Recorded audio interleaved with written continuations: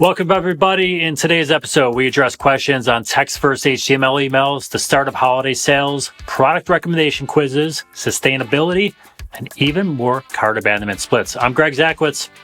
And I'm Gabe Macaluso. Greg, did you know that August is National Neurosurgery Outreach Month? Jeez, Gabe. All these special months are really getting on my nerves. Welcome, everybody, to today's show. You know how it works. 5 topics, 3 minutes each. We run long. Hector yells at us, and we move on. So before we get started, go ahead and click that like and subscribe button. If you have any email questions you want us to answer, leave them in the comments section.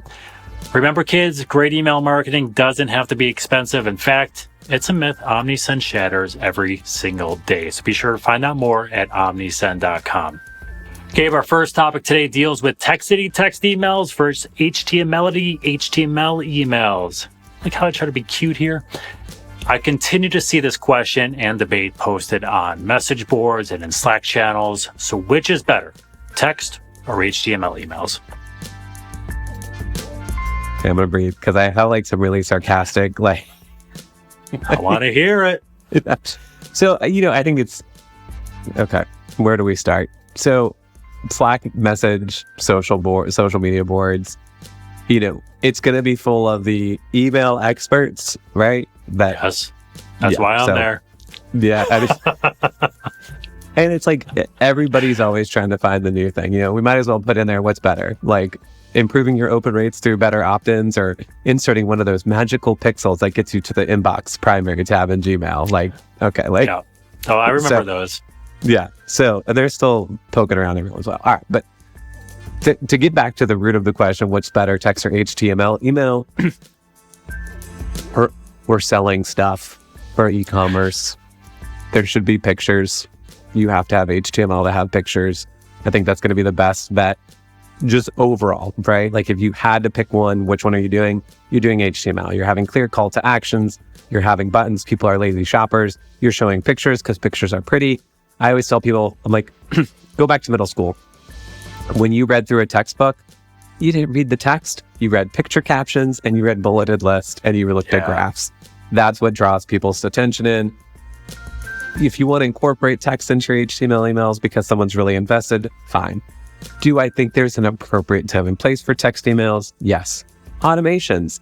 I love text emails and automations. It's a nice little pattern interrupt. It gives that sense of like, hey, they're really looking out for me. It creates that customer service experience. I think that's a perfect place in terms of like refill reminders. Hey, we're looking out for you. Here's this thing. Or if we split the abandoned cart on cart total. Hey, you've got $45,000 worth of stuff in your cart. We should really sit down and talk about this. Perfect time for a text email. But overall, that's kind of where my brain sits. And that would be my strategy if I'm running a consumer brand email marketing program. So I read this on a message board and I go, not a message board, a Slack channel. And I message board, they don't exist anymore.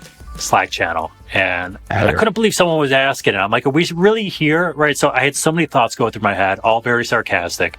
So I immediately thought, you know what people love to read when they're shopping? Large chunks of text. Right. That's what they want. Right. So, the other thing I would ask you, are there any text only social networks that people are flocking to? Right. Even the ones that are text based, like Twitter or Threads. Right. People put images in there and links and videos and stuff. Yep. So images all the way. We're selling stuff. I agree with you. Transactional stuff where it may, or abandoned automations where it maybe makes sense to do so. Concierge services, tons of sense. Customer service. Yeah. Communicate in text versus emoji responses. The other thing here is we're over time on this topic and I can't believe it. I cannot believe we're over time on this topic. If you want to test it out sometime, sure. I think the one thing you always hear, and this is the kind of the precipice of it, is like, I heard text-based will land in the inbox versus, get better deliverability. I'm like, no, we talked about the Gmail and the promotions tab in a past, episode. Go back and watch it because it's like this. It's but funnier. No, like use it to test it if you want. The other thing, and Hector's, this is brutal today. First question, we're dying already. I immediately thought of all those articles when Obama was fundraising his very first campaign, right? And he was sending text-based emails to solicit to solicit donations, and he was crushing it, right? And ever since then, it's been like, oh, this is the way to go with it. I'd like to remind people that was almost 20 years ago, right? As crazy as it seems. I'm like, no, it's changed, right? 60-40 text damage ratio. Forget it. So, all right, we're way over on. Well, since we're way over, I think we should do a social experiment. We should set up a store, a clothing store, where everything is in opaque bags. You can't see it. And we just have a text description of what it is. Oh, we should so do that. So like blue shirt with flowers. And they'd just be like, text-based product. Hey, Shopify, if you're watching, can you give us a free 2-year plan on this to play around with this? We'll promote you all the time. There you go. Okay. I love it. All right, Greg, let's talk holiday marketing. Seemingly each season starts earlier and earlier. So Greg, when do you expect the holiday sales to begin this year? So good question. We talked about this in kind of the reverse order in a previous episode recently. Prime Day in October. We don't know when it's going to be. We presume they're going to do it again like they did last year. Last year was October 11th and 12th, so mid-October. I would say that's when we start to see people shopping. We start to see some sales. It doesn't mean you're going to get Black Friday type sales in mid-October, but that's when people are going to start buying stuff. So I would say be ready by mid-October. You'll be in decent shape to kind of set yourself up for success. I think by, November 1st, you should be rocking and rolling with your holiday strategy, your sales. And again, it doesn't mean you need to go Black Friday type sales on November 1st, but people are going to be they are going to be ripping and roaring on this. I pulled the stat yesterday for something else I'm writing. And you know me, I've been using this term gray November for years, right? Yep. And I think we're eventually there. You'll start to see a lot in late October here. So between November 11th last year and December 15th, not a single day of online sales dropped below 3 billion in online sales, right? So you think about that, a full month starting November 11th. And before that, it was like 2.5 billion every single day, or close to 3. A couple hit 3, but then dropped back to 2. By November 11th, so 2 weeks in, you should be full bore on it. So I would say prepare for mid-October, start dabbling, start doing some special sales. By November 1st, you get going. Yeah, I would agree with you wholeheartedly. Mid-October, you can do subject line testing. Hey, there we go. Hey-o. There you go. Check out the previous episodes if you want to know the inside joke there. Here we are. That's what we're doing today. No, I would agree. I think definitely by mid-October, you can start playing around. There's a holiday every day of the month, as we know. So you can always make up holidays, which are my favorite to do. So 100%. Hundo P. Yeah. There you go. International Gravy Boat Day. I will go to the grave celebrating that one. Worked with a merchant. They were like, we can do International Gravy Boat Day. I was like, heck yeah, you can. And it crushed it. It was great. There you go. See? So, so I think start celebrating whatever you want. I do have a question for you, Greg, in this topic. I love it. Because we get into the Black Friday, Cyber Monday, what's the best campaign? So we have things like 12 Days of Christmas, 25 Days of Christmas. I never liked those, by the way. To me, I don't love them, but I think if you are struggling with content creation and understanding how to strategically stagger your discounts, it can at least give you a framework. Yeah. But so why don't you like them, Greg? I don't want to, they drive me crazy, right? I know you just asked me why they drive me crazy, and I'm just telling you they drive me crazy. And now we're at time, and I haven't even told you the answer yet. I want the deal, right? When I'm shopping, I want to see, this is what some brands will do, and I think it's a little bit better. They'll say 12 days of deals, and they'll kind of list out every day, hey, this is going to be pajamas on this day, or sleepwear on this day, and suits on this day. So if I know I want to buy a suit or some sleepwear, I know that's coming up in 2 days. I can kind of plan my calendar run. I think that's a better way to do it. But it's day 4, 12% off and free shipping. And I'm like, but day 5 could be 15% off and free shipping, or day 7 can be, by this time I'm going somewhere else where I'm getting the deal I wanted and I've forgotten about you, right? So that's why I hate, they just drive me nuts. They don't make me want to shop. Maybe that's the short answer I should have given. There it is. There you have it, folks. All right. And I interrupted your initial question that you wanted to ask me anyway. So what was the initial? I don't remember what that question was. It's fine. Whatever. That's awesome, because we're a minute over time anyways. So I don't know, it was something around Black Friday. If you think about it later, we'll just circle back and we'll create like a 5B like we did in a previous episode. There you go. We can do that. We can do whatever we want. All right. Shifting on, because I am getting hammered over here. This thing is to make shorter videos, Greg. All right, we'll make an hour-long one. Our next topic deals with engagement and product recommendation quizzes, something we a lot of times see during the holiday season. So we'll just kind of bring it back and keep it going. Some brands use these to help people decide on what products to buy. Think about beauty and hair care, stuff like that. Pair of glasses, whatever it might be. So as brands are constantly looking to create more user engagement, are quizzes like this essential for the brands today, Gabe? Essential, no, I would say. And I think if you're going to implement a quiz, make sure there's value that comes out of it. So I actually have a personal experience with this. We are into our health in my household. So we've got like greens and green tea energy drink that we put together in the morning in lieu of multivitamin, because we're constantly trying, evolving, and seeing what works best. And so I'm like, okay, I'm going to the gym more. I know there's other supplements I could be taking. I'm going to find this quiz to be like, where's my deficiency, right? So I like go through, answer all these questions, and they start recommending like some homeopathic vitamins, some other supplements. I have no idea what they are. Like they literally, there's no information about like why I should take this, what it's going to do for me. It said like, how much sleep do I get? So it's like, take this. This will help you with your sleep. Or like, if you don't get enough sleep, it'll help you with your energy. Like literally nothing. So I just got frustrated and left. I was like, this quiz was a waste of my time. There's been no follow-up in terms of like, I know I opted into emails, so it wasn't like, hey, here are your quiz results.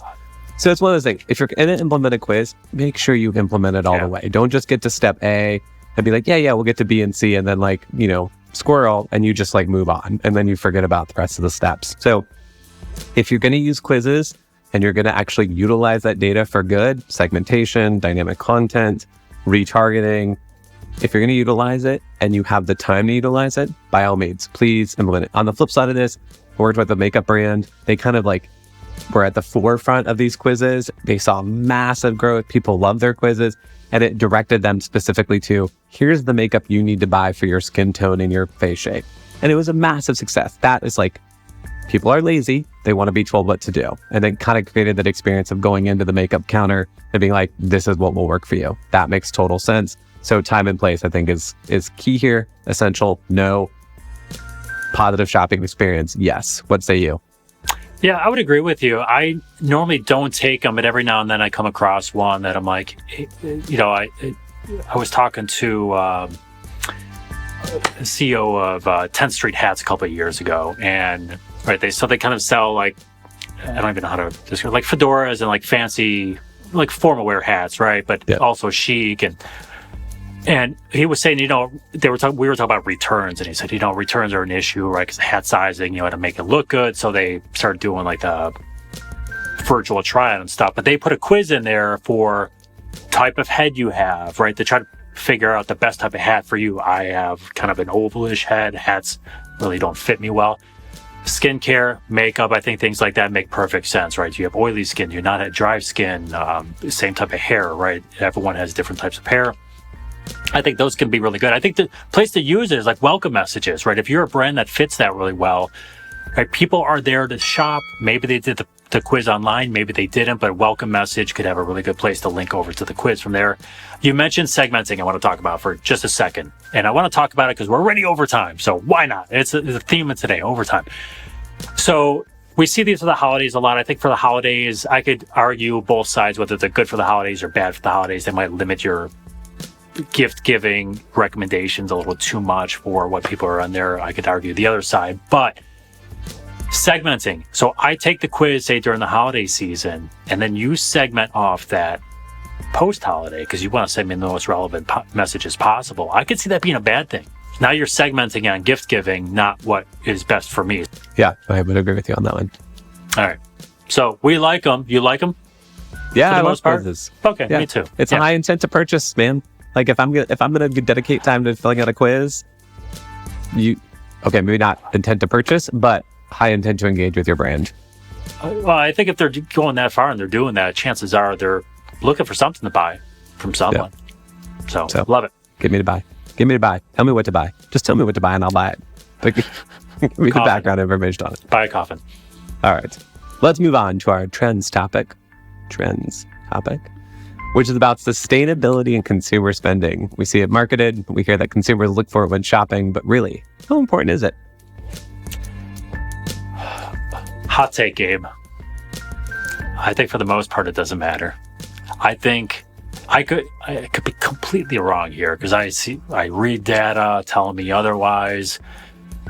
I don't see it. I think it's like, I am not a green person, but I try to be responsible. I try to recycle whenever I can. I try not to put stuff I shouldn't recycle in the recycling bin. I try to reuse where I can, limit waste.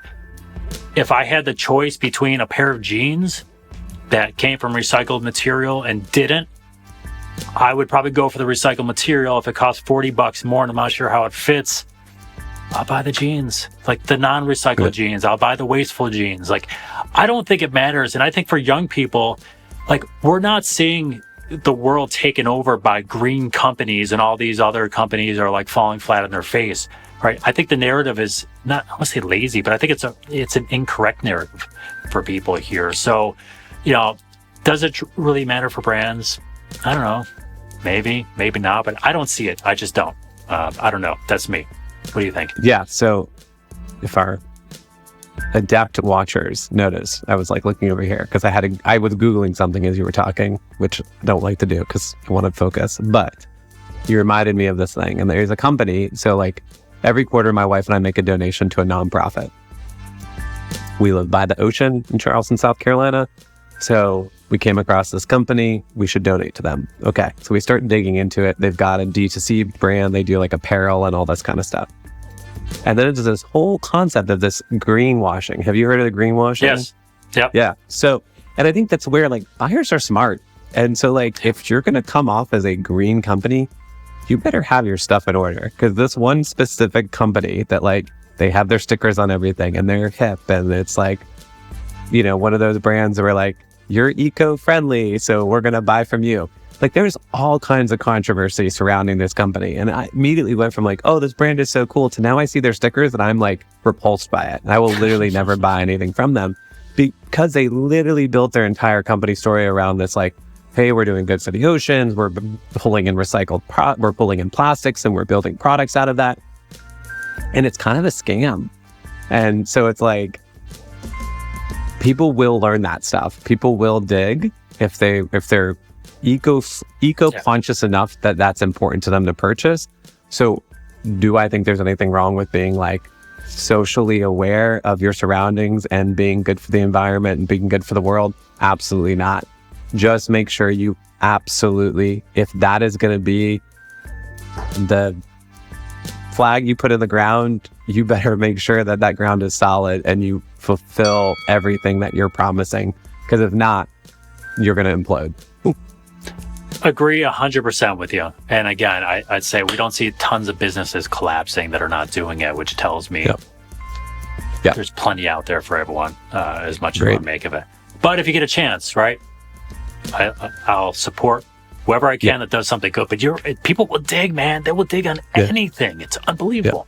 Which I guess is a good thing. And I'm gonna give this is my chance to be an influencer.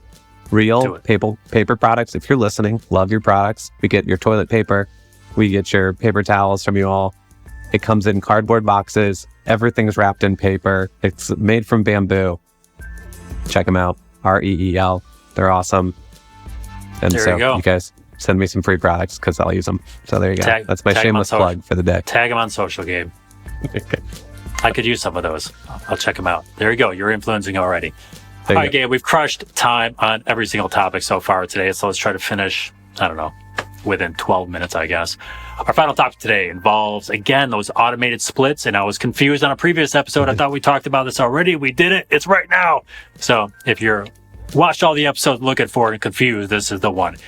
We talked about cart abandonment splits on a previous episode based on cart total. So here's another. Should brands split based on the purchase history of the abandoner? Yeah, I mean, why not? Right? Like, again, I think your strategy has to be sound. Again, this is like you're optimizing the optimization that you've already optimized. This is like senior level master's class of automation optimization. So yes, I think you can have some fun with it, right? Like, if whether it's you're looking at someone using a discount code, to me, I'm a big fan of splitting it. So, we're fans of and everyone's done this, hey, I'm going to leave something in my cart to see if I get a discount. So making sure they don't get a discount every single time is important to break up that pattern interrupt. Probably something good to test to see hey, does conversion go down or revenue go down if people aren't using coupons all the time, or they're expecting the coupon and not getting it, or are you seeing an uptick in support tickets? There's a whole bunch of factors there you could consider. But yes, I am a fan of doing this purchase history. I think you can also kind of play around with hey, this is your 5th purchase with us, so you get this incentive. This is your 10th purchase with us. So kind of starting to play around with this idea of loyalty, repeat purchasers, and just your VIP clients. I think you could have a lot of fun with that in terms of what are you doing. But yeah, I'd like to hear what do you think about splitting based on specific product purchases, or are we looking at total orders and revenue? What are your thoughts? So I would say total orders, right? Low-hanging fruit. It's easier. Do they order once, twice, 0, whatever? So we'll cue that for a different episode, I guess, and go down that rabbit hole. So I would segment by cart or split by cart total first. Low-hanging fruit, it's easier. It's either above or below, right? You can add a couple layers there, but it's easier to do. I would absolutely, if you can, I would optimize this because we love optimizing today. I would absolutely do this, right? Are you a potential first-time purchaser, right? So first time coming back for a second time, that's where we start to get a little more value out of that customer from a lifetime value standpoint. Are you a loyal customer? I think these things matter for one, how you want to discount them, how many messages you want to do it, maybe what channels you're comfortable sending to them. So I think these are all things here. And think about the message itself, right? The messages don't have to be super long if they're cart abandonment, but the things you want to promote in those. We talked about promoting free shipping to someone who's got a $4,000 cart. It doesn't really make sense if your threshold is $35.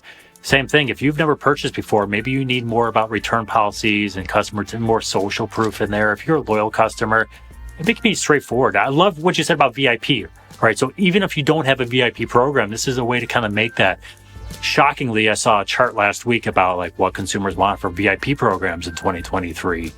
And number 1 was discounts, right? It's what incentives they're actually getting from it. So, right, this is a way to kind of do it without a VIP program. Hey, so I love the recommendation you made on this is your 5th purchase. Here's a 5th purchase incentive for you, right? Yeah.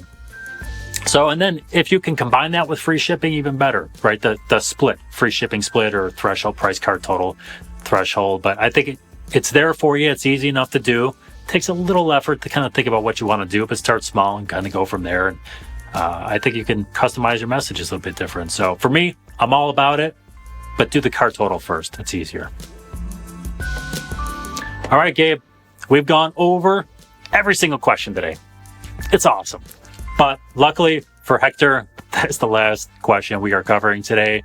So a friendly reminder to all of you out there, if you have any questions you want us to tackle, find us on social, leave them in the comments section, whatever you want to do. We don't discriminate. Don't forget to click like and subscribe. And remember, it's a myth that great email marketing needs to cost a fortune, especially during the holiday season. And Omnisend busts that myth every single day. Omnisend will give you all the tools necessary for success. Offers 24/7, 365 live support, especially key for Black Friday, Cyber Monday period, and typically costs 40% less than those other guys, namely Klaviyo. So if you're interested, check out the link in the video description or go to omnisend.com. Hope you enjoyed learning something today. Thank you to our producer, Hector Salamanca. I'm Greg Zakowicz. And I am Gabe Macaluso. Be sure to check out any past episodes that you missed. And if you want to learn how to create cart abandonment messages that convert, check out this video right there. Until next time, have a great day, everyone.